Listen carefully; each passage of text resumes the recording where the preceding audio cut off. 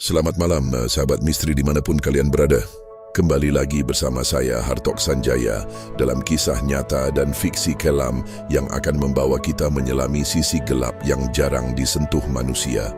Malam ini, jangan lupa kunci pintu rumah kalian, matikan lampu yang tidak perlu dan siapkan hati kalian.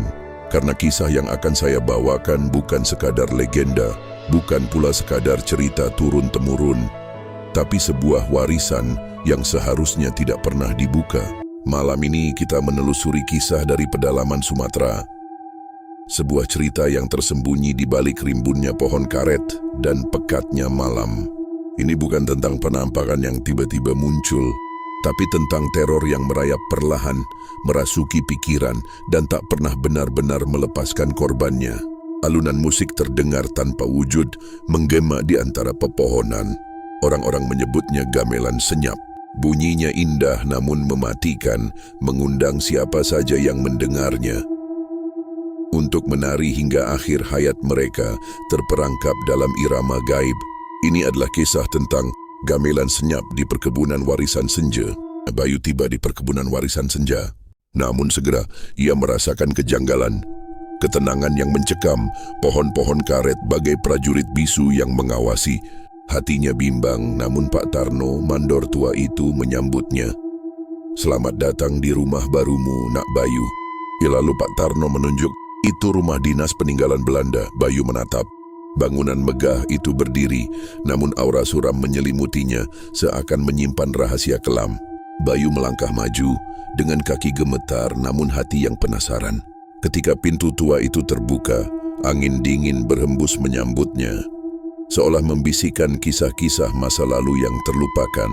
Pak Tarno memperkenalkan rumahnya yang megah, hingga mereka tiba di sebuah pintu besar yang terkunci rapat di ujung koridor.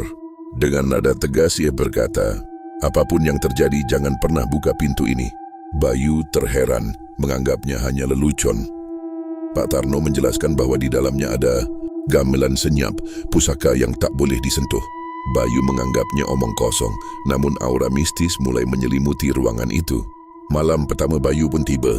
Saat ia hendak terlelap, terdengar suara lembut dari kejauhan. Ting! Bayu sontak terbangun. Dengan jantung berdebar, ia berjalan menyusuri koridor yang gelap, mencari sumber suara misterius itu. Dengan langkah pelan, Bayu menuju gudang tua itu. Udara di sekitarnya terasa semakin dingin menusuk tulang. Ia menempelkan telinga ke pintu kayu yang usang, tetapi suasana hening. Saat ia berbalik, nada itu terdengar lagi. Ting, nong, ning, gung. Bukan dari dalam gudang, melainkan dari belakang telinganya. Bayu panik dan berlari tunggang langgang ke kamarnya. Ia menyalakan semua lampu mencoba mengusir ketakutan. Namun setiap malam suara gamelan itu kembali, semakin lengkap, semakin keras dan semakin kacau. Bayu mulai kehilangan tidur dan kewarasannya. Para pekerja pabrik merasa resah. Mereka selalu menunduk, gudang tua di belakang, desas-desus gamelan senyap di depan. Semua panik saat Udin ditemukan linglung, bergumam tak jelas. Saat Udin membuka gudang itu, ia mendengar gamelan senyap sekali lagi. Jiwa rapuhnya direnggut oleh melodi terkutuk. "Jelaskan apa yang terjadi di gudang itu." Pak Tarno menyerah. Rahasia lama terkuak. Mynheer Visser, sang manajer Belanda, terobsesi dengan ritual pesugihan. Ia membawa gamelan keramat. Alunan musiknya memanggil arwah kelam. Dipimpin oleh keserakahan, Tuan Visser mencari jalan pintas menuju kekayaan. Ia membuat perjanjian gelap dengan penguasa tak kasat mata di perkebunannya. Syaratnya mudah, memainkan gending persembahan setiap bulan purnama. Namun Visser mengingkari janji, dibutakan oleh hasrat akan kemuliaan yang lebih besar. Malam tu gamelan tak lagi berirama syahdu. Alunannya menjadi cepat, penuh amarah. Lalu tiba-tiba hening, meninggalkan sunyi yang mencekam. Esok paginya, Visser dan keluarganya lenyap tanpa jejak. Bayu mendengar kisah itu dari Pak Tarno. Gamelan itu lapar. Bunyinya adalah pertanda ia mencari mangsa. Bayu gemetar, akhirnya mengerti asal suara gamelan yang menghantuinya setiap malam. Dengan hati mantap, ia bersumpah untuk mengakhiri kutukan itu. Bayu menggenggam senter dan linggis, bersiap melawan ketakutannya malam itu. Dia terjebak di tengah teror, gamelan keramat di depan, bayangan masa lalu di belakang. Tengah malam tiba, gamelan berbunyi lebih keras, seolah memanggil namanya. Lalu suara itu datang, kau datang untuk melanjutkan perjanjian. Bayu gemetar ketakutan, gembok pintu gudang terbuka dengan sendirinya. Aroma melati dan darah menyambutnya.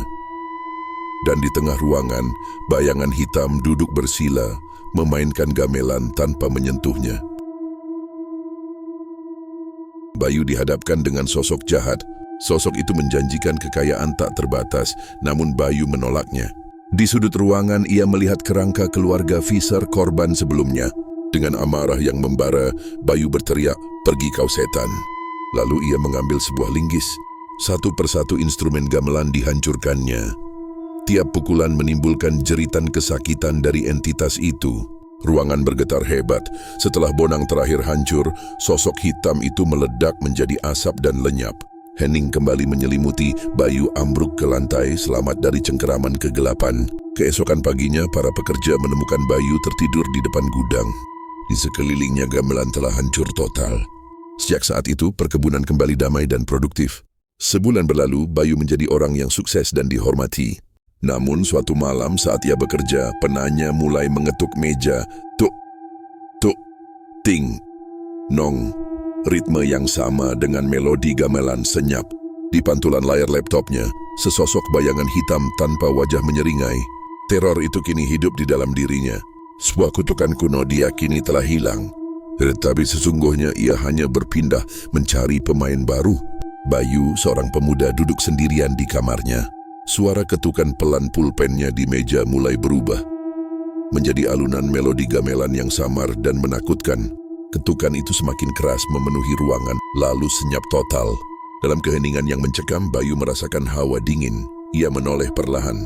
Di belakangnya sesosok hitam berdiri dengan senyuman mengerikan. Kutukan itu telah menemukan wadah barunya. Kisah ini mengingatkan kita bahwa kekuatan tak terlihat ada di sekitar kita. Tetaplah waspada dan berpegang pada imanmu. Jangan lupa untuk subscribe ke channel YouTube Hartok Sanjaya untuk kisah lainnya.